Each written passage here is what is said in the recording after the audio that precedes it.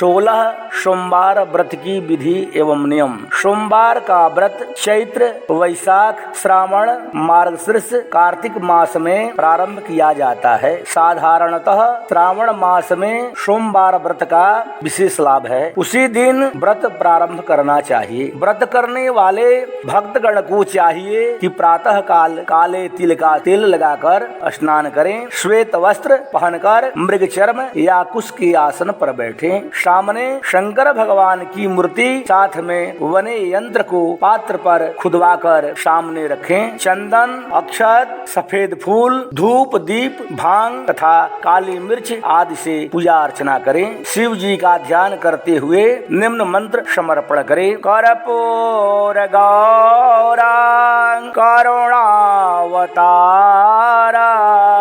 संसार सारं भुजगेन्द्रहारं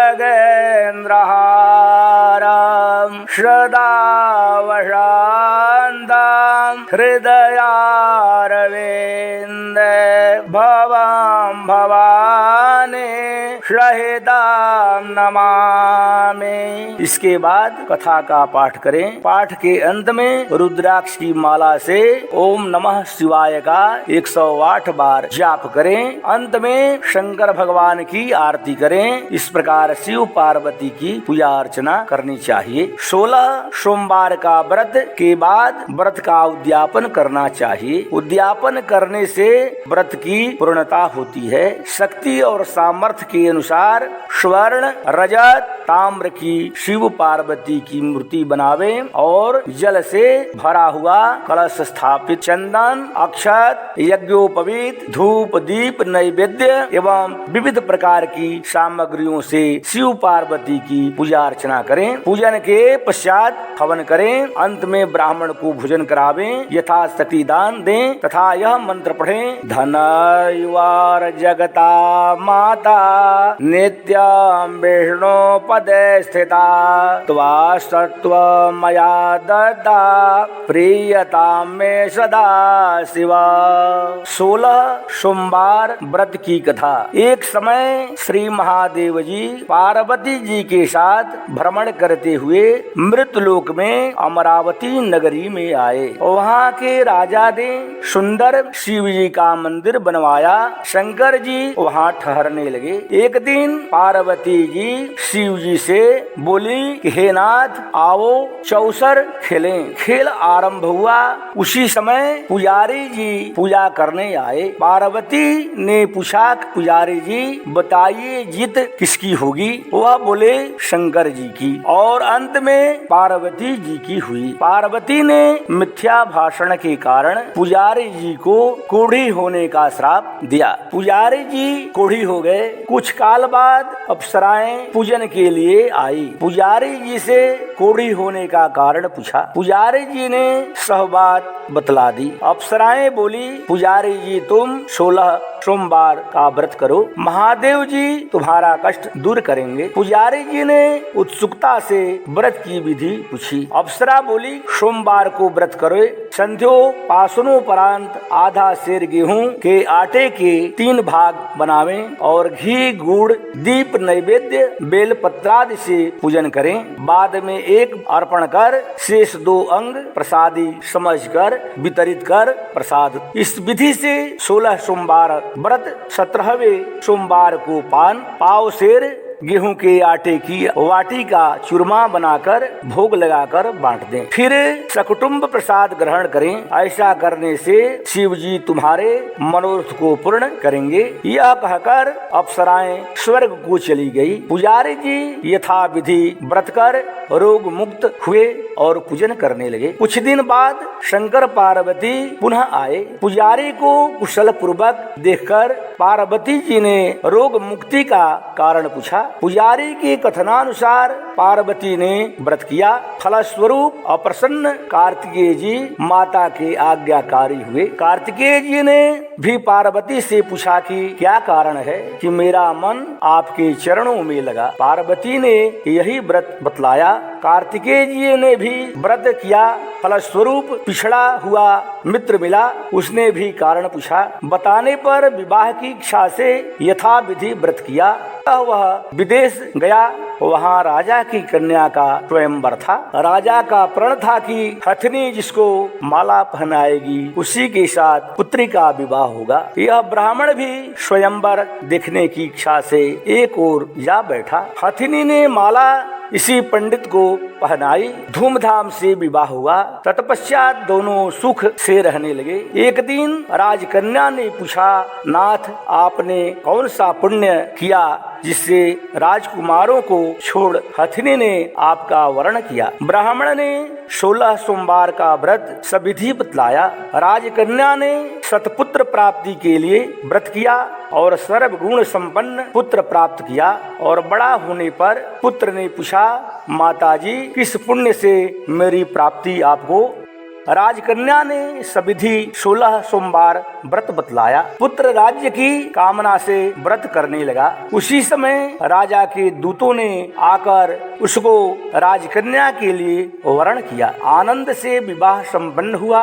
राजा के देवलोक होने पर ब्राह्मण कुमार को गद्दी मिली। फिर भी वह इस व्रत को करता रहा। एक दिन उसने अपनी पत्नी से पूजन सामग्री शिवालय में ले चलने को कहा, परंतु उसने दासियों के द्वारा भिजवा दी। जब राजा ने पूजन समाप्त किया तो आकाशवाणी हुई कि इस पत्नी को निकाल दे, नहीं तो यह तेरा सत्यानाश कर देगी। प्रभु की आज्ञा मानकर उसने रानी को निकाल दिया। रानी भाग्य को कोसती हुई एक नगर में बुढ़िया के पास गई। दीन देखकर बुढ़िया ने जिसके सिर पर सूत की पुटली रखकर बाजार में भेजी। रास्ते में आंधी आई, पुटली उड़ गई। बुढ़िया ने इसको फटकार कर भगाया। वहाँ से तेली के पास पहुँची तो 100 माठ चटक गए। उसने भी निकाल दिया।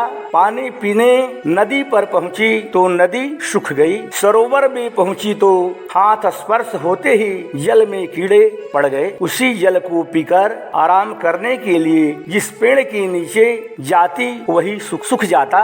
वन और सरोवर की दशा देखकर ग्वाले इसे मंदिर में गुसाई के पास ले गए। यह देखकर गुसाई जी समझ गए कि यह कुलीन अबला विपत्ति की मारी हुई है। धैर्य बधाते हुए बोले, बेटी तू मेरे यहाँ रह, किसी बात की चिंता मत कर। रानी आश्रम में रहने लगी, परंतु जिस वस्तु से उसका हाथ लगे उसी में कीड़े पड़ जाए। दुखी हो गुसाई जी ने पूछा, बेटी इस देव की आराधना से तेरी यह दशा हुई? रानी ने बतलाया, मैं पति की आज्ञा का उल्लंघन कर महादेव जी के पूजन को नहीं गई। गुसाई जी ने शिव जी से प्रार्थना की। गुसाई जी बोले, बेटी तुम 16 सोमवार का व्रत करो।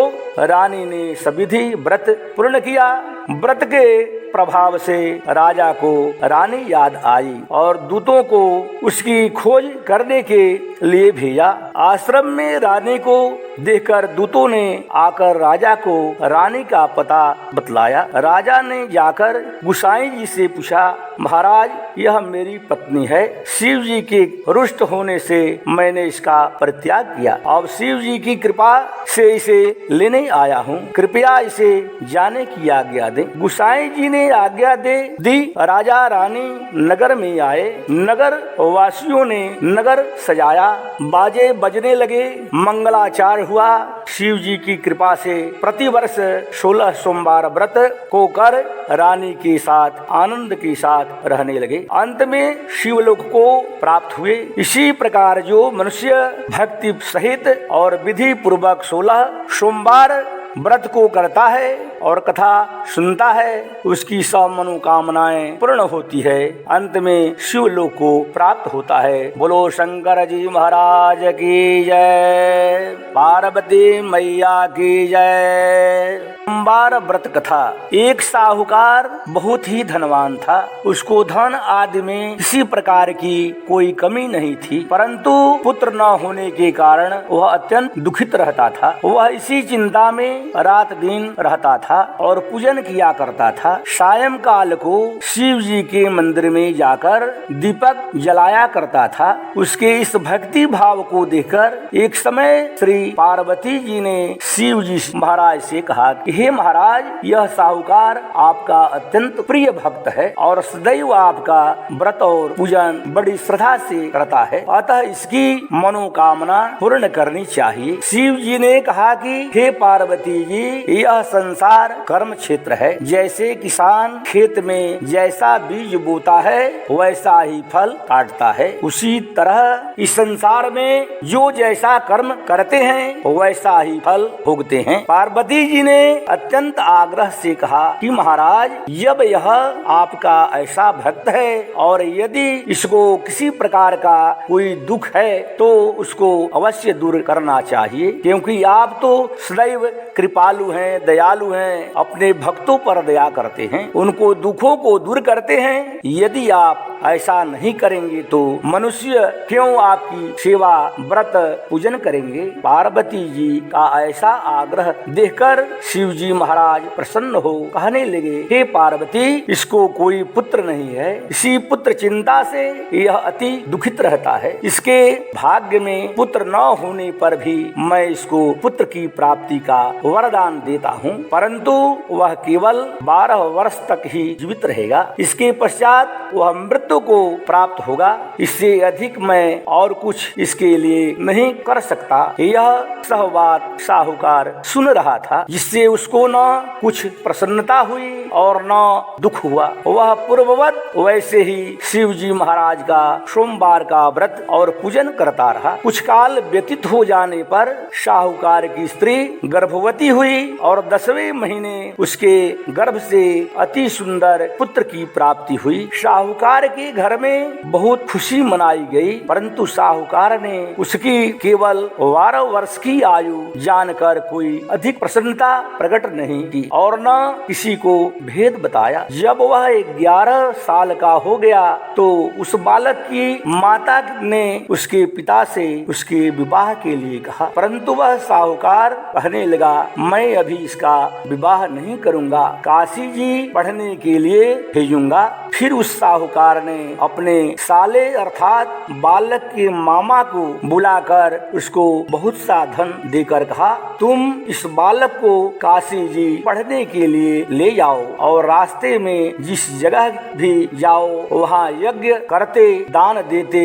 तथा ब्राह्मणों को भोजन कराते हुए जाओ। इस प्रकार वह दोनों मामा भांजे सब जगह यज्ञ करते और ब्राह्मणों को भोजन कराते जा रहे थे। रास्ते में उनको एक शहर पड़ा। उस शहर में राजा की कन्या का विवाह था और दूसरे राजा का लड़का जो विवाह के लिए बारात लेकर आया था वह आंख का काना था। लड़के के पिता को इस बात की बड़ी चिंता था कि वर को देखकर कन्या के माता पिता विवाह में किसी प्रकार की अड़चन न पैदा कर दें। इस कारण जब उसने अति सुंदर सेठ के लड़के को देखा तो मन में विचार किया कि क्यों न दरवाजे के समय पर इस लड़के से वर का काम लिया जाए। ऐसा विचार कर राजा ने उस लड़के और उसके मामा से कहा तो वह राजी हो गए और साहूकार के लड़के को स्नान आदि कराकर वर के कपड़े पहना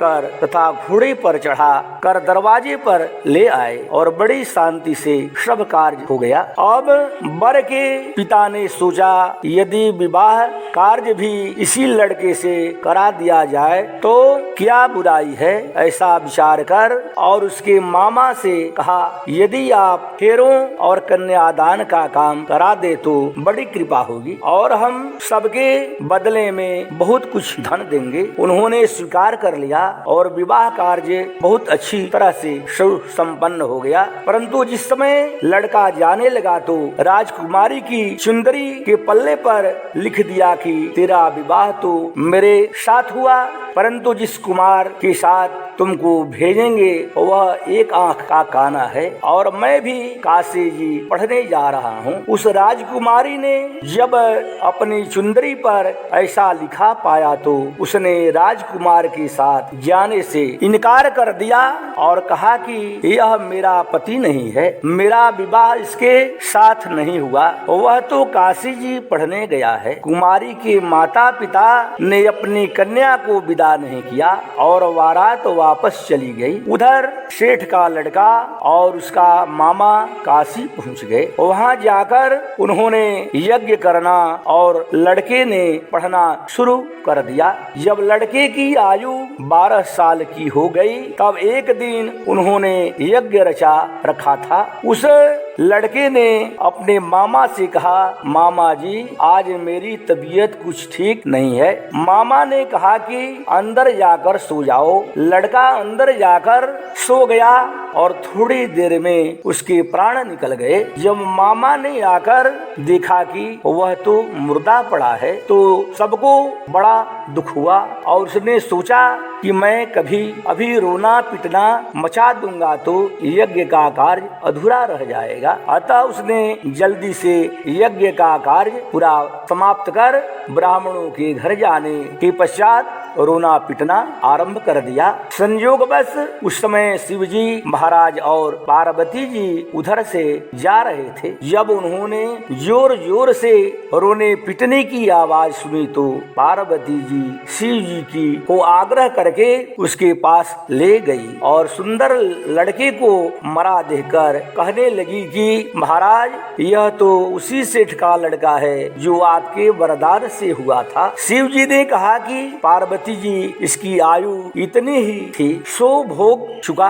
पार्वती जी ने कहा कि महाराज कृपा करके बालक को और आयु दो, नहीं तो इसके माता पिता तड़प तड़प कर मर जाएंगे। पार्वती जी के इस प्रकार बार बार आग्रह करने पर शिव जी ने उसको वरदान दिया और शिव जी महाराज की कृपा से लड़का जीवित हो गया। शिव पार्वती कैलाश चले गए। तब लड़का और उसका मामा इसी प्रकार यज्ञ करते हुए अपने घर की तरफ चल पड़े और रास्ते से उसी शहर में आए यहाँ पर लड़के का विवाह हुआ था। वहाँ आकर जब उन्होंने यज्ञ आरंभ कर दिया तो उस लड़के के ससुर ने उसको पहचान लिया और अपने महल में ले जाकर उसकी बड़ी खातिर की, साथ ही बहुत सारा धन और दासियों सहित बड़े आदर और सत्कार के साथ अपनी लड़की और जमाई को विदा किया। जब वह अपने शहर के निकट आए तो उसके मामा ने कहा कि पहले मैं तुम्हारे घर जाकर खबर का कर आता हूँ। उस समय उसके माता पिता घर की छत पर बैठे हुए थे और उन्होंने यह प्रण कर रखा था कि यदि हमारा पुत्र सकुशल घर आया तो राजी खुशी नीचे आ जाएंगे, नहीं तो छत से गिरकर अपने प्राण दे देंगे। इतने में उसके लड़के के मामा ने आकर यह सारा समाचार दिया कि आपका पुत्र आ गया है, परंतु उनको विश्वास न आया। तब उसके मामा ने शपथ पूर्वक कहा कि आपका पुत्र अपनी स्त्री तथा बहुत सारा धन लेकर आया है। तो उस सेठ ने बड़े आनंद के साथ उनका स्वागत किया और बड़ी प्रसन्नता के साथ रहने लगा। इसी कारण जो कोई भी सोमवार का व्रत धारण करता है अथवा इस कथा को पढ़ता है या सुनता है उसके दुख दूर होकर उसकी समस्त मनोकामनाएं पूर्ण होती है। इस लोक में नाना प्रकार के सुख भोगकर अंत में सदा शिव के लोक की प्राप्ति कर होती है। बोलो शंकर भगवान की जय, मैया पार्वती की जय।